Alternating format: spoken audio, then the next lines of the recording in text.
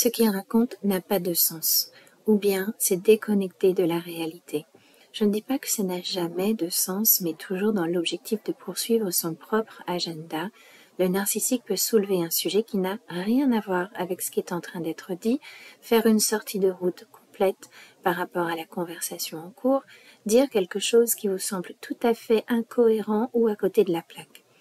Et cela vous déstabilise parce que par ailleurs, il parle normalement. Par exemple, vous pouvez lui poser une question et s'il ne sait pas répondre ou s'il ne se sent pas à l'aise avec la question, il peut partir dans un discours alambiqué qui n'a rien à voir ou qui ne répond pas directement à la question et qui vous plonge dans la confusion.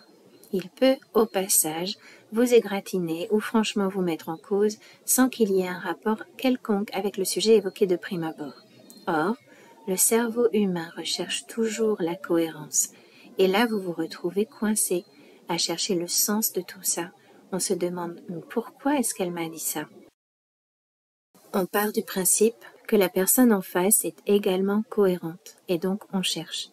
Cela occupe un certain espace mental et pendant ce temps, l'autre continue à parler ou au contraire, nous impose un silence inconfortable. Notre esprit est divisé, on perd notre concentration et une fois encore, le narcissique nous détourne de ce qu'il ne veut pas qu'on voit, de ce dont il ne veut pas parler, et nous sommes juste un peu plus confus.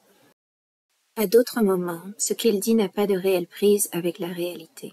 Comme il est souvent dans l'exagération, parfois ça n'est plus du tout exact. Et ça peut être dangereux parce que si on lui fait confiance, il peut nous embarquer dans des situations compliquées. Il peut aussi, de par ses discours complètement déconnectés de la réalité, nous dissuader de faire quelque chose de cohérent et juste et nous emmener droit dans le mur. Ce genre de situation se produit quand on est sous son influence et cela arrive malheureusement assez souvent. Et on se demande comment on a fait pour en arriver là.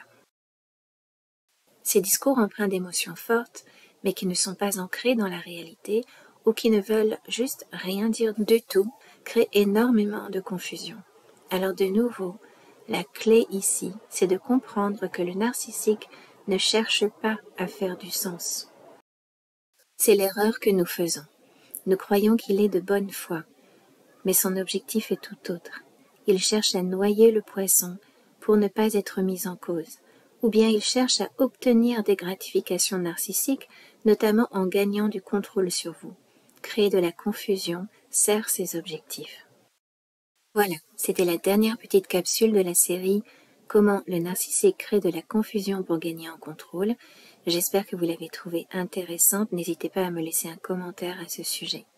Dans mes prochaines vidéos, je compte me concentrer un peu plus sur des séances de sophrologie et vous parler du stress post-traumatique complexe qui est souvent la conséquence d'une exposition prolongée à une personnalité narcissique. Un parent, un compagnon, un patron, un ami proche, etc.